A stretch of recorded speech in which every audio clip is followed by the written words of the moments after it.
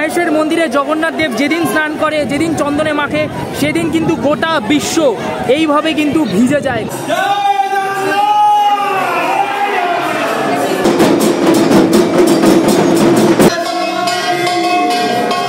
এই বছর একটা যজ্ঞেরও আয়োজন করা হয়েছে আর কি।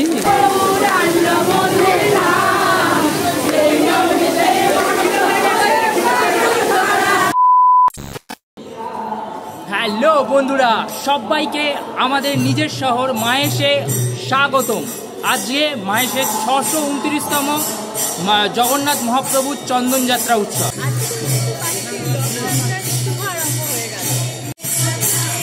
ঐতিহাসিক শহর ও বৈষ্ণব ধর্মমতে বিশ্বের দ্বিতীয় গুরুত্বপূর্ণ শহর মাহেশে আজকে কিন্তু শুরু হচ্ছে মহা রথযাত্রা পর্ব।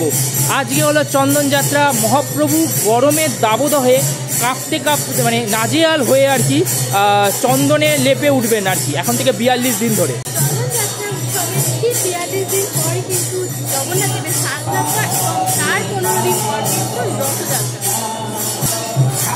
তো বুঝতেই পারছো মাহেশবাসী হিসাবে আমরা কতটা এক্সাইটেড, কারণ এইবার আমাদের উৎসবের পালা।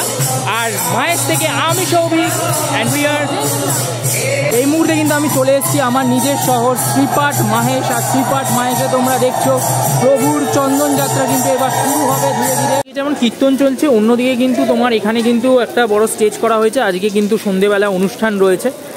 আমরা জানি দীঘাতেও একটি মন্দির নির্মাণ করা হয়েছে।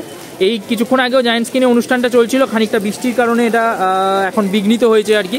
মূল যে পুজো এখন মানে চন্দন যাত্রা সেটা কিন্তু শুরু হবে। শ্রীপাঠ মাহেশের জগন্নাথ ধামের যে ধ্বজা, সেই ধ্বজা কিন্তু একদম ওপরে রয়েছে। আর এই অপূর্ব মন্দির, বৃষ্টি হয়েছে একটুখানি দিন প্রত্যেক বছরই সেই রকমই আর কি বৃষ্টি নেমেছিল। প্রভু যেরকম তীব্র দাবদাহ থেকে মুক্তি পাবেন আজকে, সেইভাবেই কিন্তু গোটা বিশ্বকে তিনি ঠান্ডা করে দিয়ে যান আর কি। চন্দন যাত্রা শুরুর 42 দিন পর কিন্তু ঠিক এইখানে মহাপ্রভুকে এনে স্নান যাত্রা হবে। মাহেশের স্নান যাত্রা কিন্তু বিশাল বিখ্যাত। 629তম স্নান যাত্রা হবে প্রভুর ঠিক এই বেদিতে। এবং এইখানে ওই দূরে রয়েছে রথটা জরাজীর্ণ হয়ে যায় প্রত্যেক বছরই, এবং তারপর আবার নতুন করে কাঠ ইত্যাদি যেটুকু জায়গা জোড়াতাপ্তি করার সেগুলো করা হয়, এবং সেটা কিন্তু অক্ষয় তৃতীয়ার দিন থেকেই শুরু হবে। তো ওইখানে কিন্তু রথের কাজও আজকে থেকে শুরু হয়ে যাবে মোটামুটি। আর এবার চলো, এবার যার অপেক্ষা সেই মহাপ্রভুর দর্শন করাবো মূল মন্দিরের ভেতরে। পুজো শুরু হওয়ার আগের মুহূর্ত, ভক্তগণদের পুরো এখানে ভিড় রয়েছে। আমরা যাবো আর একটু বাদে মন্দিরের ভেতরে, দেখাবো সবটা। এবং এখানে কিন্তু এই বছর একটা যজ্ঞেরও আয়োজন করা হয়েছে আর কি, সেটা হবে অনুষ্ঠিত কিছুক্ষণ বাদে। আর আমরা যাবো এবার ভেতরে, কারণ প্রভুর চন্দন যাত্রা কিন্তু এবার শুরু হবে। শ্রেয়া অলরেডি চলে এসছে মূল মন্দিরের ভেতরে বেসিক্যালি। তো এবার যেতে হবে জগন্নাথ দেবের দর্শন করতে। তো চলো, জয় জগন্নাথ। এবার যাবো মন্দিরের ভেতরে, তোমাদের সাথে দেখা হচ্ছে। শ্রীপাঠ মাহেশ ধাম বৈষ্ণব মতে তৃতীয় গুরুত্বপূর্ণ শহর এবং এই বিশ্বের দ্বিতীয় প্রাচীন জগন্নাথ মন্দির। এবং যে মূর্তিটি তোমরা এই মুহূর্তে দেখছো 629 বছরের প্রাচীন জগন্নাথ মূর্তি, যেটি কিন্তু বিশ্বের সবথেকে প্রাচীন জগন্নাথ মূর্তি। 12 বছর অন্তর কিন্তু এই মূর্তির কোনো পরিবর্তন হয় না।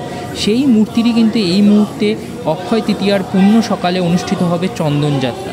গ্রীষ্মের প্রবল দাবদাহে জগন্নাথ দেব যখন ক্লান্ত ও বিধ্বস্ত, তখন জগন্নাথ দেবের মাথায় চন্দন লেপন করে তাকে কিন্তু শান্ত করা হয়। এই যে প্রভুর নামে কিন্তু হরিবোল শুরু হলো। এবং এইভাবেই কিন্তু এবার আস্তে আস্তে ওই যে চন্দনের যে কাপড়, সেটা প্রভুর মাথায় লেপে দেওয়া হবে। এই আস্তে আস্তে সুভদ্রাকে, তারপর বলভদ্রের ওপরেও কিন্তু এই লেপন চলবে।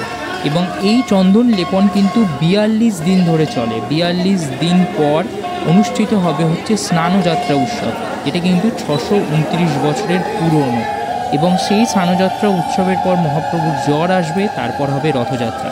অর্থাৎ মাহেশবাসীর কিন্তু রথের যে প্রস্তুতি, তা কিন্তু আজকে থেকেই শুরু হয়ে গেল। রথ, যে মাহেশের রথ, সেই রথের কাঠের যে ব্যবহার নতুন করে, সেগুলোও কিন্তু এই সময়তেই অনুষ্ঠিত হবে। আস্তে আস্তে জগন্নাথ দেবের যে কপাল, সেই কপালে চন্দন লেপছেন যারা মন্দিরের পুরোহিতরা রয়েছেন, পাণ্ডারা রয়েছেন সকলে। এবং এরপর কিন্তু সুভদ্রা বলভদ্রকেও একইভাবে কিন্তু চন্দন লেপন করা হবে।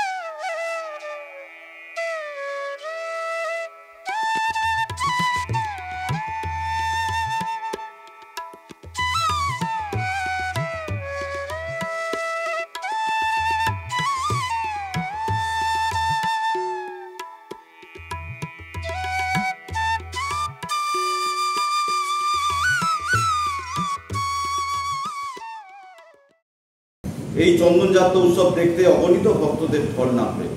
আমাদের মহাপ্রভুর বলা হয় এই চন্দন যাত্রা উৎসবও খুব বিখ্যাত, স্নানযাত্রা বিখ্যাত এবং তার সাথে আমাদের মাহেশের ঐতিহাসিক রথযাত্রা উৎসবও বিখ্যাত।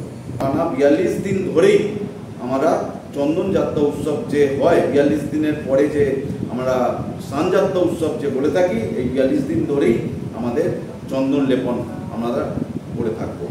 কাউকে খালি হাতে ফেরায় না আমাদের এই মহাপ্রভু।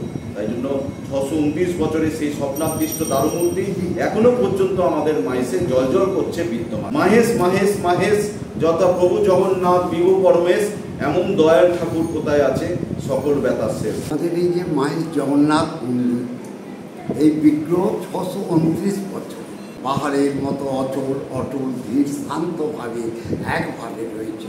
এটাই হচ্ছে মাহেশের বৈশিষ্ট্য। বৈশাখ মাসে হচ্ছে চন্দন যাত্রা, এই দিয়ে শুরু হয়। জ্যৈষ্ঠ মাসে স্নান যাত্রা, আষাঢ় মাসে রথযাত্রা, শ্রাবণ মাসে ঝুলন যাত্রা, ভাদ্র মাসে জন্মযাত্রা, আশ্বিন মাসে শারদ রাসযাত্রা, কার্তিক মাসে রাসযাত্রা। প্রধান যাত্রা হচ্ছে আমাদের রথযাত্রা। এর ওপর কোনো উৎসব নেই। চন্দন তো ঠান্ডা জিনিস, যাতে ওনার মাথার যন্ত্রণা কমে যায়, উনি যাতে যন্ত্রণা থেকে লাঘব পান। কিন্তু দেখা যায় যিনি যন্ত্রণা থেকে লাঘব পেলেন না, তখন 42 দিনের দিন জ্যৈষ্ঠ মাসে স্নান যাত্রা, যন্ত্রণা যখন কমল না, তখন তাকে কম্বল মুড়ি দিয়ে রাখা হলো এবং আমাদের অনেক বাইরের সমস্ত দেশ থেকে বৈদ্য এলেন, তারা ওনাকে পাঁচন দিলেন। এর মধ্যে অনেক ইতিহাস আছে। জয় জগন্নাথ, জয় বলভদ্রদেব মা। যেটা বলি সবসময়, মাহেশে এলে এই মাহেশের মন্দিরে জগন্নাথ দেব যেদিন স্নান করে, যেদিন চন্দনে মাখে, সেদিন কিন্তু গোটা বিশ্ব এইভাবে কিন্তু ভিজে যায়, গরমের দাবদাহ মুক্ত হয় গোটা বিশ্ব। এবং সেই জগন্নাথের চন্দন যাত্রা শেষ হতে হতে কিন্তু সেটাই শুরু হয়ে গেল আর কি।